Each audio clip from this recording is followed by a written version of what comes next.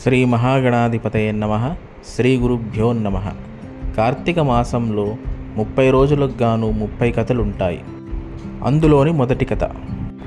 ఒకప్పుడు పార్వతీదేవి పరమేశ్వరుణ్ణి మనకు గల 12 మాసాల్లో ఏ మాసం శ్రేష్టమైనది, దానిని మానవులు ఎలా ఆచరించాలి, ఆ మాసానికి గల ప్రత్యేకం ఏమిటి అని అడిగింది.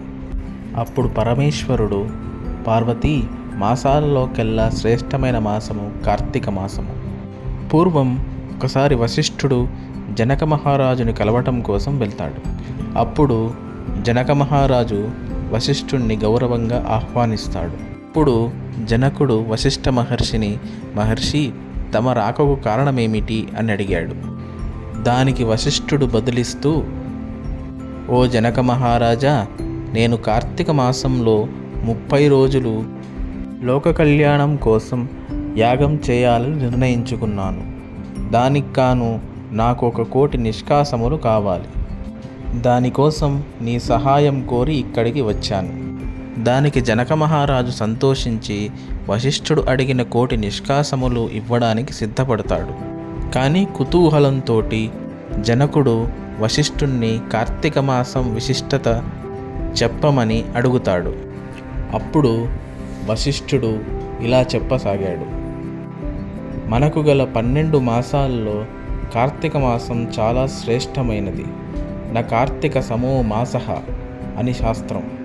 ఈ మాసంలో చేసే దానము, జపము, దీపము, యజ్ఞము చాలా విశేషమైన ఫలితాలను ఇస్తాయి. కార్తీక మాసంలో సూర్యోదయానికి ముందే లేచి తలస్నానం చేయాలి. స్నానం చేశాక యథాశక్తిగా దైవారాధన చేయాలి. మొదటి రోజు బ్రాహ్మణులకు స్వయంపాక దానం ఇవ్వాలి. ఉదయం కానీ సాయంత్రం కానీ ఆలయానికి వెళ్ళి దీపాలను వెలిగించాలి. దీపదానాలు చేయాలి. ఆరోగ్యం సహకరించిన వారు ఉదయమంతా ఉపవాసం ఉండి సాయంత్రం నక్షత్ర దర్శనం అయ్యాక భోజనం చేయాలి. వశిష్ఠుడు కార్తీక మాసం యొక్క విశిష్టత గురించి జనకుడికి వివరించాడు. ఇది కార్తీక మాసం యొక్క మొదటి కథ. ఈ రోజుకి ఇంకో విశిష్టత కూడా ఉంది. అదే బలిపాడ్యమి.